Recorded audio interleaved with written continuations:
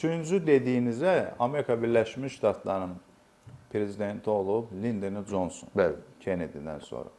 O həmin elə adam olub. Nə yazıb oxumağa səbr olub və ən Amerika Birləşmiş Ştatları prezidentləri içində o qədər uğursuz bir adam olub ki, Milli Təhlükəsizlik müşavirələrini dinləməyib, qovurmuş. Yəni axırda da biabır olub. Xəstədir də, o xəstəlikdir. Yəni o adamın o üçüncü bax o Lyndon Johnsona necə də uyğun gəlir. Disleksiya, nə oxumurdu, nə müşavirlərinə qulaq asmırdı. Elə ikinciyə də aid idi. Beyni də getmişdi. Vyetnam müharibəsi idi, bataqlıq idi.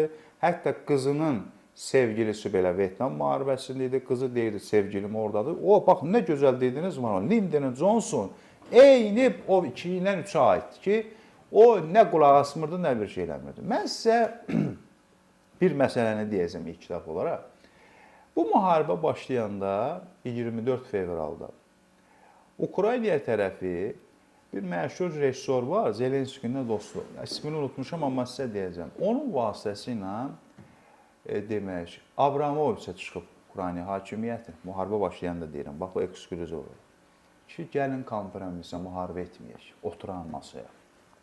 Əslində Zelenski hakimiyyətə gələndə də onu elan edirdi ki, onun bilirsiniz, seçki qabağı bütün platformundan ibarət ki, biz Putinlə danışacağıq. Bəli, Paraşenkanın da ona görə udmuşdu. Paraşenka demişdi ki, yox, mən müharibə ilə alacağam məsələn, amma bu belə dedi. Çünki o Putini tanıyırdı da üzbəüz. Bəli, var olun. Vladimir Putin nə əcəbsə Zelenskini deyir, mən deyirdi axı, mən tanımıram, bu da bir qəsd. Nətər tanımırsan? Bu uzun müddət kvartal 95-də orada özü konsertlərində iştirak edir. Sənin ölkəndə bu oyun oynayır. Nəysə. Bu, amma 24 fevralda müharibə başlayanda Ukrayna tərəfi Abramoviçə çıxıb. Bu müharibə dayansın. Abramoviç də Vladimir Putinə bunu çatdırıb. O da buna yox deyir. Həmin o, bax o birinci euforiya, birinci dedizə psixoloji ki, yəni 3 günü alacam, gül, çiçəklə məni Ukrayna xalqı, cəmaata qarşılayacaq, bu işdə bitəcək. Bu da deyir 24 saata saxlayacaq, məni gül çiçəklə Nobel mükafatı verəcək. Eyni deyil. Amma bəli, yəni birinci uğursuz oldu. İndi gələk bu müharibələrin, bu müzakirələrə. Mən sizlə keçən dəfə də çox bir uğurlu verişimiz oldu, minnətdarım. Hətta Rus-Ukrayna müharibəsi ilə bağlı bir bölümü də kəsib özüm də paylaşmışdım. Xeyli da baxış oldu. Mən bir də təkrar edirəm. Bu müzakirələrdən heç bir nəticə olmayacaq və uğursuzluğa da düçar olacaq. Amma Ukrayna hakimiyyəti diqqət edirsinizsə, mən Ukraynanın, siz də biz Ukrayna tərəfdarıyıq, xeyli də dost da qazanmışıq, düşmən də qazanmışıq. Daxili problemlərinə mən toxunmaq istəmirəm. O bizə də ehtiyacımız da yoxdur, çünki ağır gün. Çünki bu son hadisələr Zelenskinin belini çox qurur. Nə işdir? Diplomatik oyunu oynayır. Xoşum da gəlir. Yəni, vaxtıdır. Bütün müzakirələrdə Ukrayna tərəfi diplomatik oyunlar oynayıb, vaxtıdır. Çünki bütün müzakirələrdə, diplomatik görüşdə, yəni o masada olan sənə, hamısı Ukraynanın əleyhinə olub. Mən indi də deyirəm Kamran bəy, Franklin Delano Roosevelt Stalinə məktub yazırdı. Mənim Stalindən də xoşum gəlmir. Amma tarixdən ibrət götürmək lazım. Gəl görüşək. Gəl görüşək. Stalin həmişə yox deyirdi. O zaman Stalin masaya oturdu ki, SSR xalqı, SSR-in qəhrəman xalqı içində Azərbaycanlılar müharibədə dönüş edib, qalib gəldi. Masaya Stalin güclü oturdu. Mən də bunu üsüldü deyirəm, təkrar-təkrar. Nə olur olsun, Ukrayna hakimiyyəti bu masada həmişə güclü oturmalıdır. Güclü oturması üçün də müharibədə uğurlar qazanmalıdır. Varmı? Var. Amma daha da güclü olması üçün. İndi gələk bu 28 maddəyə. Birincisi, keçən dəfə də mən sizə dedim ki, Avropalılar bir sülh müqaviləsi hazırlayıblar. İngiltərə, demək, Fransa, Almaniya və NATO ilə birlikdə başlayır. Ümumiyyətlə, İngiltərənin indiki hakimiyyəti, bax, diqqət edin. Mən Blair deyir ki, mən ona görə uduzdum ki, biz çox Amerika ilə yaxınlıq elədik. İndiki İngiltərənin hakimiyyəti İstanbul, Amerika Birləşmiş Ştatlarına yox, Avropanın təhlükəsizliyi baxımından yaxınlaşır. İngilislər həmişə deyib ki, Avropanın təhlükəsizliyi Amerikadır. Çünki bu ənənəni Churchill qoyub, o gətirib. Amma indi vəziyyət dəyişilib. Çünki bu Trumpın həm də İngiltərənin əlində bir fürsət düşüb bu Rusiya məsələsində. bir sülh planı hazırlamışdılar. Öz Ukraynanın xeyrinə. Xeyrinə budur ki, Ukraynaya torpaq, ərazi bütövlüyü verməyəcək, güzəştə getməyəcək. Sonra birdən-birə bizim sizlə bu son bu gündə bir 28 maddəlik plan ortaya atıldı. Bu plan, Kamran bəy, səmimi deyim, bu plan haqqında da qəribə fikirlər var. Çünki Mark Rubio o gün, dünən senatora deyib ki, senator demokratlara yaxın. Bəli, senator telefonla deyib onu. Yəni, var olun. Yəni, mən nə siz, nə biz o telefonla iştirak eləməmişik, bilmirik. Senator da deməz ki, telefonla danışmıyorsa, Rubio haqqında. Beynəlxalq münasibətlər, siyasətlə məşğul olan, siyasət analiz aparan adamlar oxuyur, maraqlanır, təhlil edir. Və mən neçə gündə bunu oxuyuram, analiz təhlil edirəm. Burada çox qəribə fikirlər səslənir. Yox, siz nə dediyini deyin ki, tamaşaçılar bilsinlər, onlar araşdırmayıblar. Rubio deyib ki, bu qardaş bizim planımız deyil. Moskvadan yazılıb. Moskvadan yazılıb bu plan. Senator da deyil, çıxsın, təsdiq də olunmayıb. Bu bir. Ondan sonra araşdırdılar ki, hətta Google Player'də onu tərcümə edir. Çünki ingiliscəyə dilində çox savadsız yazılıb o. Çox. Ruscadan birbaşa tərcümədir o mətn. Gülməli o maddələri bilmirəm, oxumusunuz, oxumamısınız. Avropalılar Ukraynanın ordusunun artırmağını deyir. Bunlar 600 min deyir. Referendum keçirdərsən NATOya üzv olmamaq üçün ömürlük yox deyərsin. Burada ən gülməli nədir? Gör bu o Ukraynanın enerji resurslarını Amerikan şirkətləri istifadə edəcək. Bu güzəştin bu. Yəni mən bu planın Rusiya tərəfindən Trump administrasiyasına, Mark Rubio'nun da deyil. Bu ciddi sözdür. Əgər yalançı istefa verməlidir Mark Rubio. Ya da o senator demək ki, mən sənə telefonla söz demişəm. Bəli, məhkəmədə verməliyəm ki, qardaş, geçiyə çıxsınız. Bu ciddi bir sözdür. Çünki bu Trump'a ittihamdır birbaşa. Bəli. Vitkov ümumiyyətlə deməli satqındır. Deməli ki, oranın agentidir. Əgər xatırlayırsınızsa bir daha, bizim keçən verişimizdə Macaristanda ani görüş təxirə salındı. Bəli. Özü Trump özü çıxdı dedi ki, daha mən oraya gəlməyəcəm çünki o danışmağı bəli, təxirə salındı, görüş olmadı. Bir dənə özünə Vladimir Putin nümayəndə təyin edib. Bu adam Stanford, Yale, haraları oxuyub, maliyyəçidir. Bəli.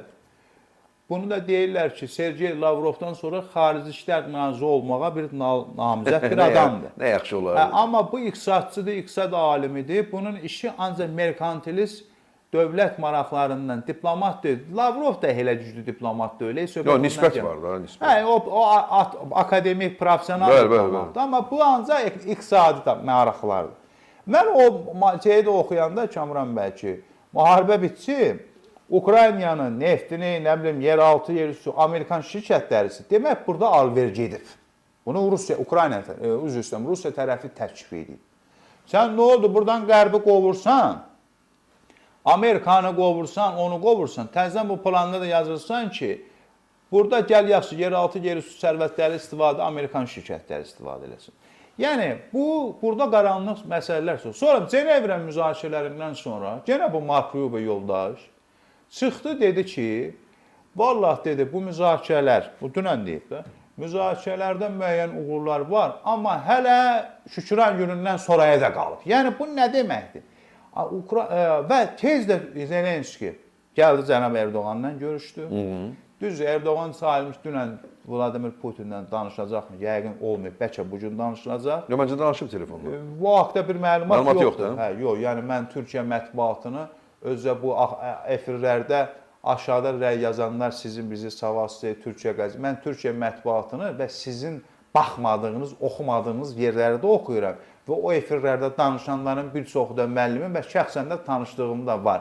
Buna görə də bilmədiyiniz şeyləri danışmayın. Yəni bu yoxdur.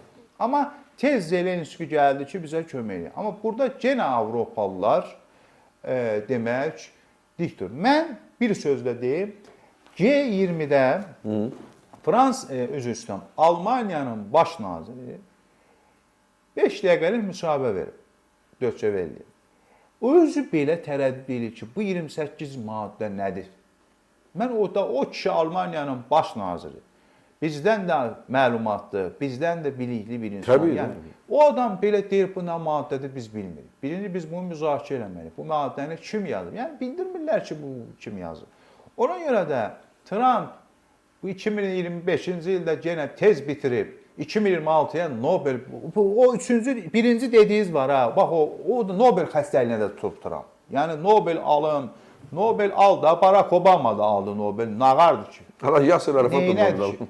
Belə düşəndə Tony Blairə demək ki, bəli, Yasir Arafat da alıb, İzak Rabin də alıb. Tony Blairə düşürdü, adam İrlandiya Respublik ordusunu zərərçəkəsi sülh elədi.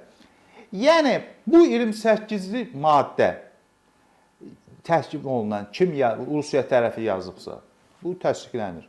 Və yaxud da Trump özü sizin dediniz ki, yazın kimsə bir şeyin. Çünki bu adam gələndən bürokratik sistem çöküb. Profesional diplomatlar yoxdur. Amerikanın Birləşmiş Ştatlarının bir diplomatiya nənəsi var.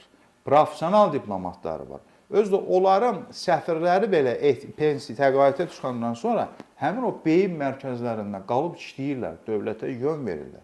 Bu adam bina tikəni, elektriki gətirib birini o Tom Barakı, o birisini vursun qoyub. Bunlar da qəribə fikirlər bilir. Əsas da bu Tom Barak gündə gecə yatır qəribə fikirlər bilir. Və bu 28 maddə, 28 yayımlanan sonra bunun general leytenant müşaviri var, Kelly. O dedi ki, mən vəzifəmdən tərk eləyəcəm. Bəli, Ukrayna üzrə nümayəndəsi idi də, Trumpın nümayəndəsi idi. Əskərlər Amerika Birləşmiş Ştatlarının ordusu Ukraynanın yanındadır. Və o istefa verəndən sonra da bu sözdə deyib ki, deyirlər, niyə istefa vermişsiniz? Kelly'dən soruşurlar. Deyir, bilirsiniz, mən bir Amerikalı kimi, deməyim mən bir hərbiçi kimi, bir Amerikalı kimi biz həmişə qurbanın yanındayıq, təcavüzkarın yanında deyilik. Amma görürəm Amerika deyir, təcavüzkarın yanındadır deyərək mən bu işdən kənarlaşıram. Bəli. 28 maddəli istəyir, lehinə oldu, əleyhinə oldu. Mən Ukrayna hakimiyyətinin gördüyüm budur ki, diplomatik vaxt tudurlar və sonunda da bu qəbul olunmayacaq. Bu proses uzanacaq. Hə, deyilənə görə, mənim bəzi bildikləri indi təsdiqləmək olunur. Yəni, oxuduqlarıma görə. Cenevlədə Andrey Yermakın da bilirsiniz, istefa məsələsi var idi. Zelenski onu qurban verməyib. Rüstəm Ömərovun, o Tatar müdafiə, onun məsələ var, bəli. Rüstəm Ömərovu Türkiyə xilas edib. Zelenskiyə deyib ki, Rüstəm Ömərovdan işiniz olmaz. Bu da bizim adamlar. Yəni, çünki bu ərəfədə də Zelenski Rüstəm Ömərova dəyməz. Çünki Rüstəm Ömərovun da arxasında Mustafa Cəmiloğlu var. Təbii. Mustafa Cəmiloğlu da Türk dünyasında tanınan, sevilən, o cümlələrində Türkiyə Respublikasının prezidentinə birbaşa telefonluq zəng etməyə qabiliyyətində bir adam. Ona görə Zelenski... Təkcə Rüstəm Ömərov deyil, yeri gəlmişkən onu da qeyd eləmək lazımdır ki, Ukraynanın Xarici İşlər Naziri də vaxtilə Türkiyədə səfir olub və türkçəni əla bilir və... İndi o səfirlə əlavə Rüstəm Ömərov həqiqətən də Amerikanların da simpatiyası olduğu bir adamdır. Yermakı da Amerika qoruyub, bu da var. Amma Yermak orada böyük bir şücaət göstərib. Desə, pres konferansiyada o danışır. Bəli, o Lugansk, Donetsk, Krım güzəşdi.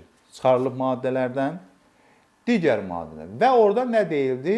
Ağ Evin mətbuat xidmətinin Hadibə xanım, biz gərək Rusiyanı razı salaq. Bu cümlədən də tutulur ki, bu yazılıb gəlib. Yəni, Rusiya da buna razı olsa bu əvvəl də bu sözü deyirdi. Nə bilim, Krımı, orada Rus dili var, nə bilim var. Teymur bəy, bu danışıqlar... Bəli, Kamran bəy, bu 28 maddəlik boşdur. Bu qəbul olunmayacaq. Olunarsa Ukraynanın burada hər iki tərəfin kompromis şərtlərinin ola bilər. Bu mümkün deyil də, mümkün olmayan bir şeydir. Atəşkəs məsələsi var. Bu da görsənir ki, bircə ay qalıb da, indi 2025-in bitməyinə. Bunu da zaman göstərəcək. Amma nə olur olsun, Ukrayna hakimiyyəti masada hər zaman güclü oturmalıdır və müharibədə o dönüş edir. Təbii ki, atəşkəs